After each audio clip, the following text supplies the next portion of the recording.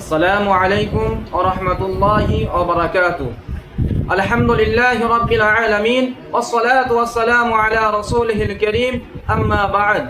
সুপ্রিয় দর্শক ও শ্রোতামণ্ডলী, বিশ্বের যে যেখান থেকে আমাদের প্রোগ্রাম দেখছেন, সকলকে জানাই আন্তরিক শুভেচ্ছা, অভিনন্দন ও সালাম। প্রিয় ভাই ও বোনেরা, একটি গুরুত্বপূর্ণ প্রশ্নের উত্তর নিয়ে আমি আজ আপনাদের সম্মুখে উপস্থিত হয়েছি।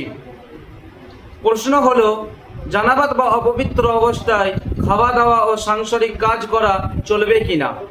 উত্তর: জানাবাত বা অপবিত্র অবস্থায় খাওয়া দাওয়া ও সাংসারিক কাজকর্ম জায়েজ আছে, তবে খাওয়ার আগে মুখ হাত ধুয়ে নেওয়া এটা সুন্নতের অন্তর্ভুক্ত।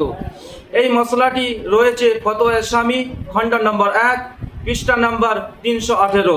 আসসালামু আলাইকুম ওয়া রাহমাতুল্লাহি ওয়া বারাকাতুহু।